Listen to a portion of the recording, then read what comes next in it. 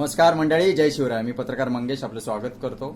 महाराष्ट्र शासनाने आयोजित केलेल्या राज्य नाट्य स्पर्धेतलं आजच्या या सीझनमधलं शेवटचं नाटक होतं ओल्या भिंती.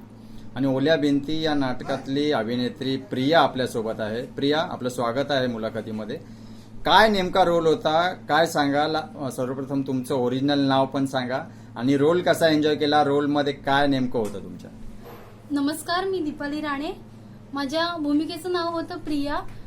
प्रिया हे असं कॅरेक्टर होतं जे लेकीला आणि आईला दोघींना एकत्र, म्हणजे त्यांच्यातली जी भांडणं होती ती मला सांभाळून घ्यायची होती आणि प्लस त्यांना एकत्रही आणायचं होतं. सो त्या दोघींमधली जी काही जुगलबंदी होती ती मला एन्जॉय पण करायची होती आणि त्यांना एकत्र पण आणायचं होतं. तुम्ही ती जुगलबंदी चांगली रंगवली होती आणि दोघांना थोपवण्याचं काम, दोघांना मेसेंजरचं टाईप आणि कोऑर्डिनेशनचं काम केलं. आणि पण तुमच्या डायलॉगला प्रेक्षक मंडळी भरभरून दाद देत होते आणि छान हसत होते. तर तो कॉमेडीचा तडका नेमका कसा होता, काय सांगा? ऍक्च्युअल लाईफ मध्ये मी एवढी कॉमेडी नाहीये, पण ते कॅरेक्टरच असं होतं की डायरेक्टर सरांनी माझ्याकडून ते करून घेतलं आणि ते प्रेक्षकांना एवढं आवडलं की त्यांनी ते डोक्यावर उचललं.